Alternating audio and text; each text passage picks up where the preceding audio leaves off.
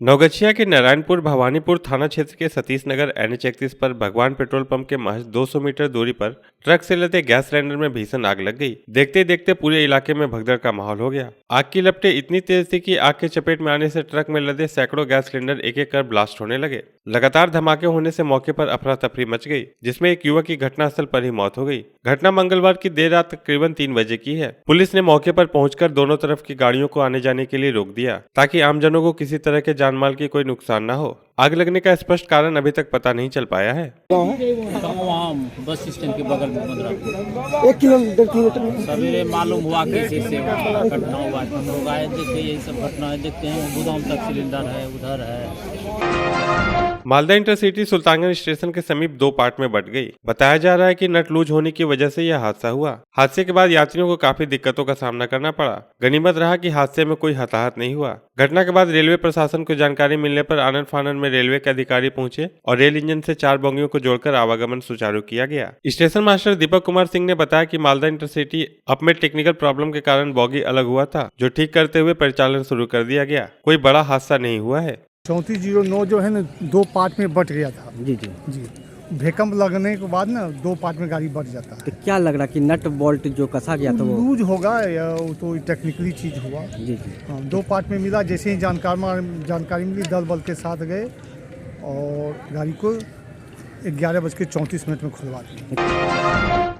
भागलपुर जिले के शाहपुर में डीएसपी डॉक्टर गौरव कुमार ने प्रेस कॉन्फ्रेंस कर बताया कि एसटीएफ की टीम जमालपुर मुंगेर के द्वारा थाना पर आकर सूचित किया गया कि शाहकुंड थाना अंतर्गत ग्राम किशनपुर उसकी टोला में सुशील प्रसाद सिंह के घर पर अपराधियों का जमावड़ा लगा हुआ है। सभी अपराधी हथियार से लैस हैं, जो किसी आपराधिक घटना को अंजाम देने की तैयारी कर रहे हैं। उक्त सूचना पर शाहकुंड थाना एवं एसटीएफ जमालपुर मुंगेर की टीम द्वारा घुसकी टोला सुनील प्रसाद सिंह के घर पर पहुंचकर छापेमारी की गई। छापेमारी के दौरान सुनील प्रसाद सिंह के घर से 2 315 बोर राइफल, 6 बोर जिंदा कारतूस एवं 3 मोबाइल बरामद किया गया। इस अभियान में एसटीएफ टीम जमालपुर मुंगेर शाहकुंड थाना अध्यक्ष पंकज कुमार झा, शंकर कुमार एसआई, श्याम सुंदर सिंह एवं थाना रिजर्व गार्ड पुलिसकर्मी शामिल थे।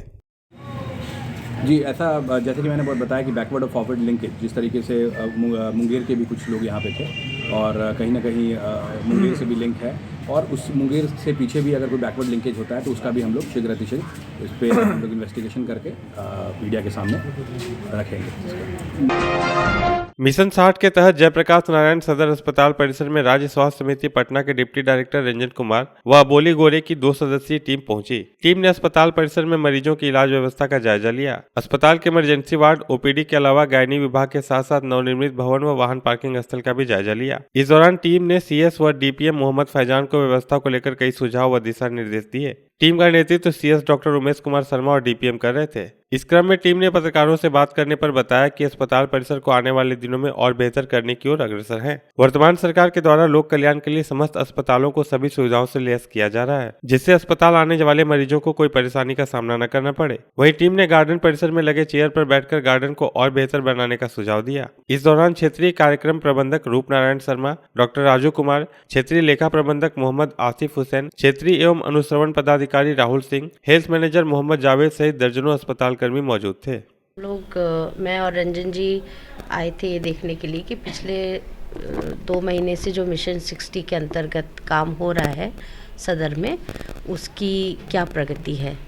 तो जो हमने पाया कि बहुत कुछ, जिस तरह से 2 महीने पहले बातें हुई थी कि कहाँ सुधार करने की आवश्यकता है, क्या करना है, साफ़ सफाई के बारे में, रखरखाव के बारे में, मरीज़ों की सहूलियत के बारे में, तो भागलपुर सदर अस्पताल में सिविल सर्जन सर के माध्यम से और जो आरपीएम हैं, डीपीएम हैं, जो हॉस्पिटल के हॉस्पिटल मैनेजर, डीएस और सब लोग हैं, इन्होंने मिलकर बहुत कुछ सारी प्रीमाइसेस में को बहुत अच्छा रखरखाव बहुत बेहतर हो गया है।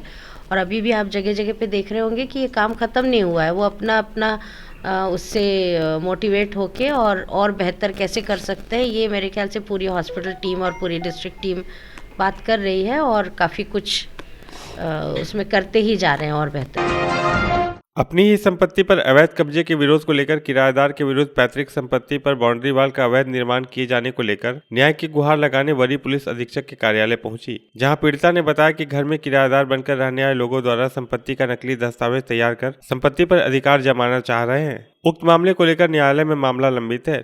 वहीं किराएदार द्वारा अवैध रूप से घर परिसर में दीवार का निर्माण कार्य कराया जा रहा है, जिसका विरोध किया तो मेरे पति व परिवार पर रेप केस दर्ज करने की धमकी दे रहे हैं। उक्त मामले को लेकर उन्होंने बताया कि जब थाना प्रभारी के समक्ष पहुंचे तो उनके द्वारा फटकार लगाते हुए थाना से बाहर कर दिया गया। वहीं इस मामले में न्याय की उम्मीद को लेकर वरीय पदाधिकारियों के समक्ष पहुंची हूँ।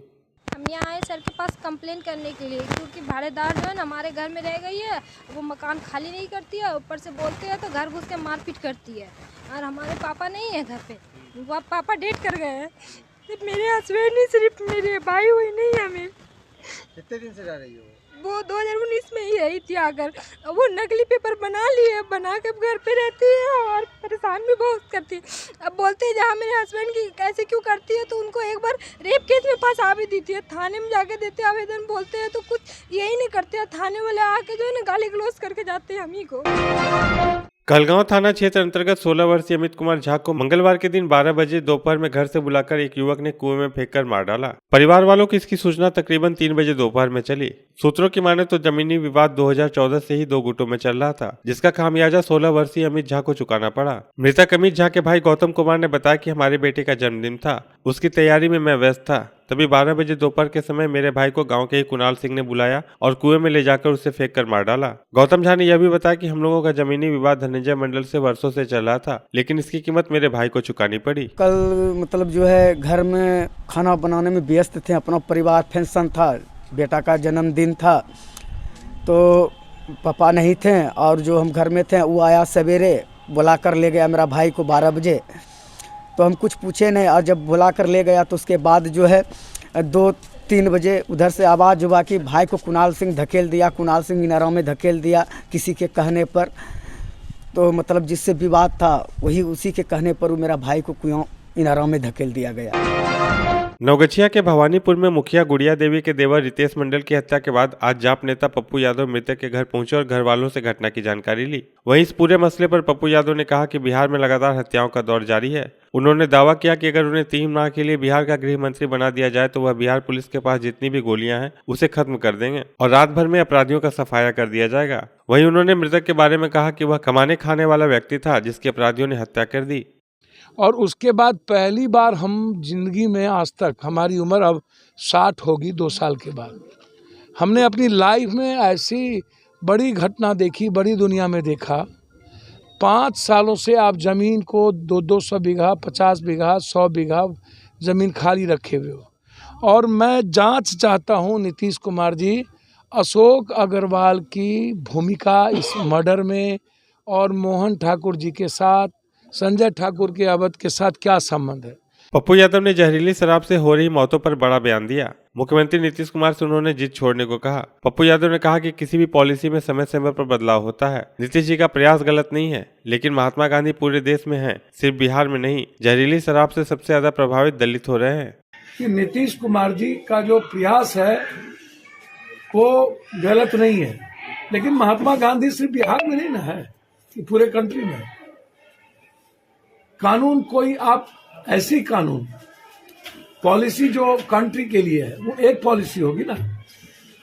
आप गुजरात में लीकर शुरू हो गई, मैं ये नहीं कहता हूं कि आप इसको लीकर शुरू कर दो। मैं बार बार कहता हूं कि जहरीली शराब के कारण सबसे ज्यादा प्रताड़ित दलित हो रहे हैं। भागलपुर शहर में 2007 में जब बिजली और पानी की किल्लत थी तो लोग काफी परेशान थे। तब युवा कांग्रेस के द्वारा एक प्रदर्शन किया गया था। उस प्रदर्शन के दौरान बिजली विभाग के महाप्रबंधक के ऊपर मोबिल डाल दी गई थी और कालिख पोत दिया गया था। उस केस में मुख्य अभियुक्त के रूप में विपिन बिहारी यादव को नामजद बनाया गया था। उस समय विपिन बिहारी यादव युवा कांग्रेस के जिलाध्यक्ष पद पर थे। गौरतलब हो कि यह आंदोलन बिहार प्रदेश के लेवल पर काफी बृहद पैमाने पर हुआ था और विपिन बिहारी यादव को जेल भी जाना पड़ा था। पुलिस के द्वारा उन्हें काफी यातनाएं भी झेलनी पड़ी थी। 2007 के इस केस में न्यायालय ने विपिन बिहारी यादव को बरी कर दिया। उन्होंने मीडिया से बात करते हुए कहा कि मैं न्यायालय का आभार व्यक्त करता हूं।